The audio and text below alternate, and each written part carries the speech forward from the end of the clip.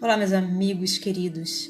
Estamos de volta com a leitura do livro Evolução em Dois Mundos, um livro escrito por Chico Xavier, Valdo Vieira e um livro psicografado por Chico Xavier, Valdo Vieira e escrito pelo espírito de André Luiz.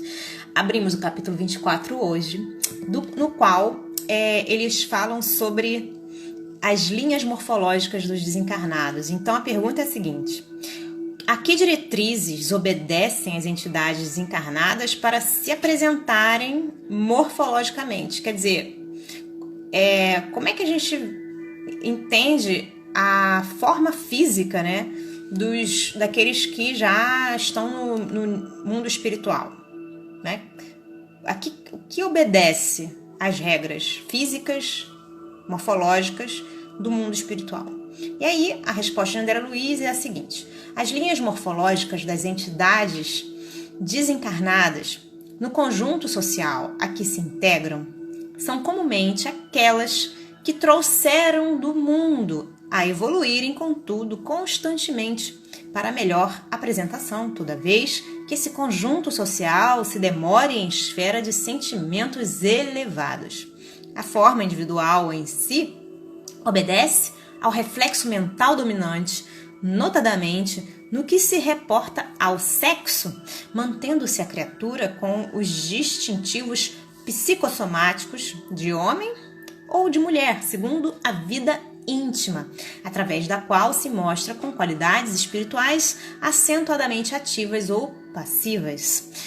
Fácil observar, assim, que a desencarnação libera todos os espíritos de feição masculina ou feminina que estejam na reencarnação em condição inversiva, atendendo à aprovação necessária ou à tarefa específica, porquanto fora do arcabouço físico, a mente se exterioriza no veículo espiritual, com admirável precisão de controle espontâneo sobre as células sutis que o constituem. E aí, em nota, ele coloca o seguinte: devemos esclarecer que essas ocorrências, para efeito de responsabilidade kármica e identificação pessoal, respeitam, via de regra, a ficha individual da existência última vivida pela personalidade na Terra, situação que perdura até novo estágio evolutivo que se processa, seja na reencarnação, seja na promoção a mais alto nível de sublimação e serviço.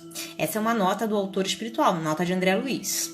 E aí, continuando no texto, ele diz o seguinte: ainda assim, releva observar que, se o progresso mental não é positivamente acentuado, mantém a personalidade desencarnada nos planos inferiores por tempo indefinível, a plástica que lhe era própria entre os homens, e nos planos relativamente superiores sofre processos de metamorfose mais lentos ou mais rápidos, conforme as suas disposições íntimas. Se a alma, desenleada do envoltório físico, foi transferida para a morada espiritual em adiantada senectude, gastará algum tempo para desfazer-se dos sinais de ancianidade corpórea e, se deseja, remoçar o próprio aspecto.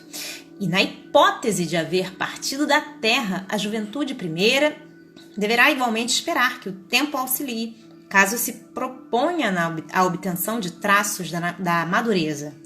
Cabe, entretanto, considerar que isso ocorre apenas com os espíritos, aliás, em maioria esmagadora, que ainda não dispõem de bastante aperfeiçoamento moral e intelectual.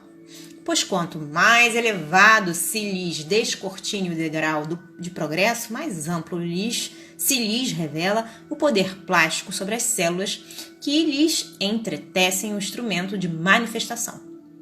Em alto nível, a inteligência opera em minutos certas alterações que as entidades de cultura mediana gastam por vezes alguns anos a efetuar.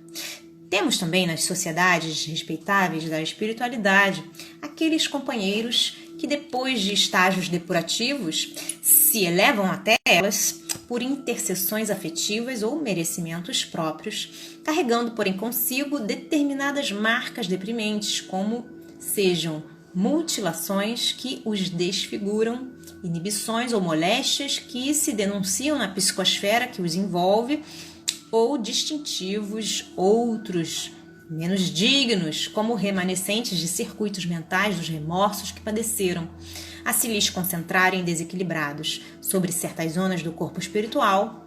Mas em todos esses casos, as entidades em lide ali se encontram habitualmente por períodos limitados de reeducação e refazimento para regressarem a tempo breve no rumo das sendas de saneamento e resgate nas reencarnações redentoras. Bom, gente, isso foi escrito em Pedro Leopoldo, dia 27/4/1958. No próximo episódio, a gente vai falar sobre a apresentação dos desencarnados. E aí vem uma pergunta: que princípios regem a apresentação dos desencarnados aos médiuns humanos? Se vocês gostaram, deixem o seu like, um beijo, um comentário. Isso ajuda bastante a gente nos nossos estudos e aprendizados. Eu espero que vocês tenham um dia maravilhoso. Até a próxima. Deus abençoe a todos. Tchau, tchau.